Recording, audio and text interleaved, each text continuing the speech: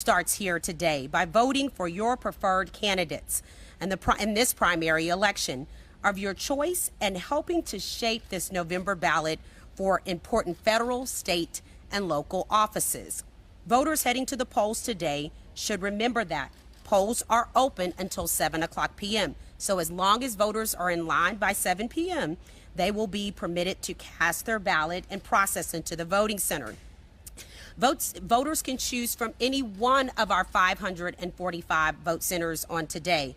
Our website lists those locations that are available, also displaying the estimated wait times, which that feature shows a green, yellow, or red indicator.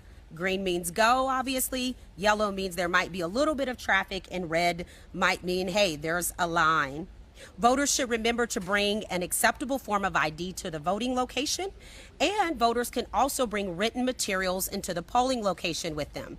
That can be their specific sample ballot from harrisvotes.com, their notes, or other written materials. They cannot bring in cellular devices, cell phones, or devices of that matter into 100 foot of the poll. Additional election information can be found at harrisvotes.com. For all Harris County registered voters, harrisvotes.com, along with our election hotline, which is 713-755-6965. 713-755-6965. I hope you're getting my best angles. Are there any questions? We spoke to the DA a bit ago about what happened this morning. She said she was not particularly happy that you had said earlier that it's kind of up to the voter to make sure that all their information is correct before getting that code to go vote. Just your response to the DA. There is no other responsive. We already have addressed what took place and that we have handled it. We've rectified it and we've moved on. So I'm glad the DA was able to vote, and there are over 70,000 other voters who have voted today. So there's nothing else to address in that matter. Thank you. Any other questions? Can you talk about what's going to happen here tonight once the polls close? Absolutely. We are at our Election Technology Center, which is considered the Election Command Center. And tonight, shortly after 7 o'clock p.m., one of the first things that you will receive are our early voting numbers, early voting results for all those who voted early in person and for mail ballot returns. Once the polls close and every single election judge and clerk has closed out and processed every voter, right, whether they're in line by 7, and if they have so done, then those election workers and judges will begin to shut down their polling location. The equipment, the forms and documents, they are getting ready to then go to one of our 6 rally sites. There are 6 rally sites around Harris County where all 545 vote centers will report to the closest rally site. Well, they will turn over their equipment, paperwork, and items where there's a chain of custody process. And once that is dropped off, in real time, Election Command will be providing vote totals and results throughout the night. The results only come from the Election Command Center, not the rally sites. But again, we're talking about 545 vote centers, 545 election judges that have to go through their process of closing down the polls, get to the rally site, and then drop off all their items before we continue to report numbers throughout the night. So again, shortly after 7 o'clock, we typically get all our early voting numbers results. Those are all those who voted early in person, including mail ballots.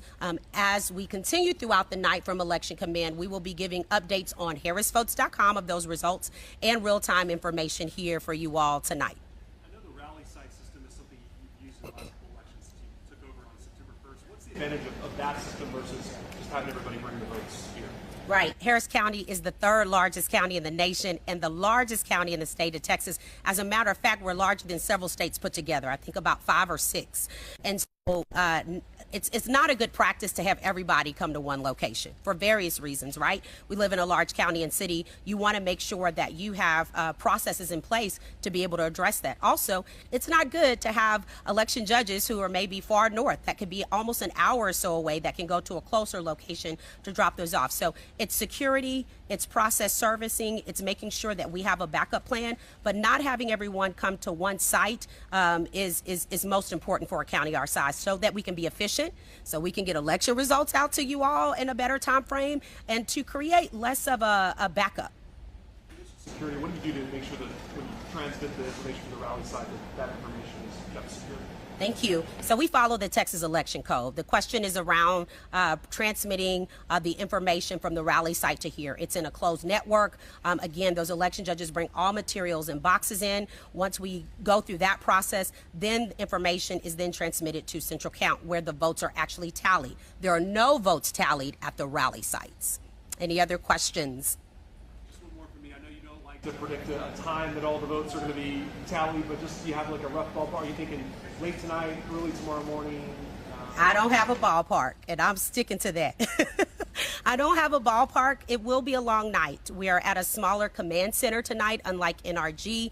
And again, we have 6 rally sites, and we have the most amount of polling locations than we've ever had in the history of a primary. It is a joint primary, but we've had the most amount of polling locations in that history, and so it's going to take time. This is a large county. That's exactly why I'm not giving you a time on when we'll have the full number of unofficial results, but we'll keep reporting those through the night and the morning. But I can tell you, it's going to be a long night. How many people voted early, did you say? Yes, the question is how many people have voted early. So over 211,000 individuals or voters have voted early in person and by mail. That includes by mail as well. It's about 80% early in person, and the other 20% are mail ballots, give or take. Yeah, I have those all in my head. Just kidding. They prepare me well. Any other questions? Okay, so again, the next time that we speak will be after 7 o'clock p.m. We'll be providing an update of the closure of the polls. I want to continue to give kudos to our Democratic chair, Mike Dole, and our Republican chair, Cindy Siegel, who my office has worked very closely with to ensure that today's joint primary is a smooth and successful process. And I look forward to seeing everyone after 7 o'clock p.m. for us to provide those early voting numbers and real-time updates. Thank you. They never say the last part, but Joe Biden recognizes the last part. President Biden does. The last part of that phrase is always